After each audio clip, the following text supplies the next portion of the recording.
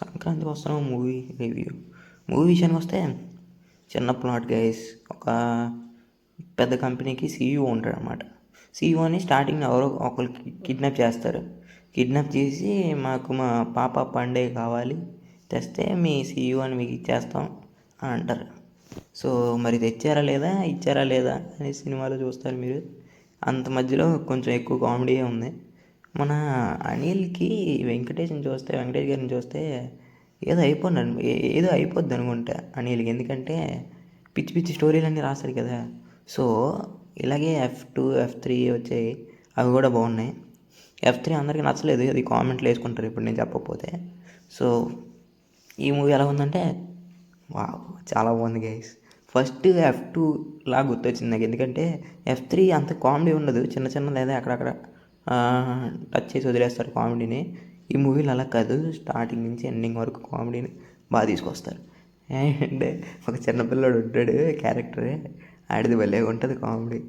ఆడిది స్టార్టింగ్ నుంచి ఎండింగ్ వరకు కామెడీ అలాగే ఉంటుంది. కాకపోతే ఇంకొంచెం పెట్టుంటే ఆడిని స్క్రీన్ టైం కొంచెం పెంచుంటే ఆడిది చాలా బాగుండేది, చాలా బాగుంటుంది కూడా ఆ పిల్లడిది కామెడీ. అలాగే ఉండదు, సినిమాలు చూస్తే నవ్వేస్తారే. అండ్ ఇంకా వెంకటేష్ కామెడీ కూడా చాలా బాగుంటుంది. ఇది ఎలాగో ట్రైలర్లోనే ఒకటి ఉంది, హిస్టరీలో ఫ్యామిలీ బ్యాక్గ్రౌండ్తో వచ్చిన మూవీలన్నిటికీ విక్టరీ అనేసి ఏదో డైలాగ్ ఉంది.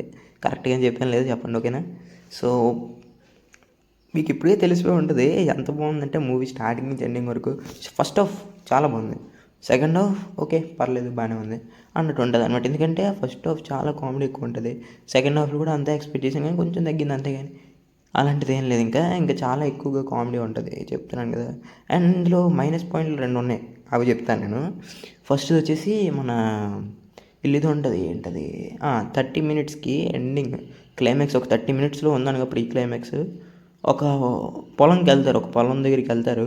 వెళ్ళిన తర్వాత అక్కడే ఉంటుంది క్లైమాక్స్ మొత్తం. అది ఈజీ తెలిసిపోతుంది, సెట్ ఆర్ గ్రీన్ మ్యాట్ వేసారని తెలిసిపోతుంది ఈజీగా. ఎందుకంటే అంత ఈజీ తెలిసిపోతుంది, అక్కడ పెట్టేశారు బ్యాక్గ్రౌండ్లో ఏదో పెద్ద సూర్యుడు అస్తమిస్తున్నట్టు అలాగే ఉంచారు. ఇంకా ఏం లేదు, అది సెట్టే పక్కా సెట్ అని తెలిసిపోయింది. సెకండ్ది ఇందులో క్యారెక్టర్ ఉంటుంది, ఆ క్యారెక్టర్కి ఇంపార్టెన్స్ అంతకు ఎక్కువ ఉంటుంది. అండ్ అతనికి ఒక బాధ ఉంటుంది అనమాట, ఒక ఎమోషన్ ఉంటుంది. అది ఎండింగ్లో సినిమా అయిపోతుంది అనగా 8 మినిట్స్లో చూపిస్తారు.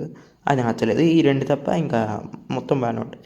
ఇంకా మూవీ మొత్తం అలా కనిపిస్తుంది అనమాట నాకు మూవీ. అండ్ మీకు ఎలా కనిపిస్తుంది కింద కామెంట్ చేయండి. ఇంకా ఎండ్ అవ్వలేదు రండి మాట్లాడుకుందాం మూవీ గురించి. ఇదే లాస్ట్ మూవీ కాబట్టి ఇప్పుడు నేను చెప్తాను అది second movie Daaku Maharaj review ఇస్తా ఉండే ఒకటి అన్నాను. ఇంకా సంక్రాంతికి వస్తున్న మూవీ కూడా ఉంది కదా, అది కూడా చూసి చెప్తాను ఎవరు విన్నారా అని. నేనైతే ఫస్ట్ సంక్రాంతికి వస్తున్న మూవీ విన్నరని చెప్తా, ఎందుకంటే చాలా బాగుంది కామెడీ విషయంగా, దాని మీద బాగుంది. సెకండ్ ప్లేస్లో మన డాకు మహారాజ్ ఉంటుంది అనమాట.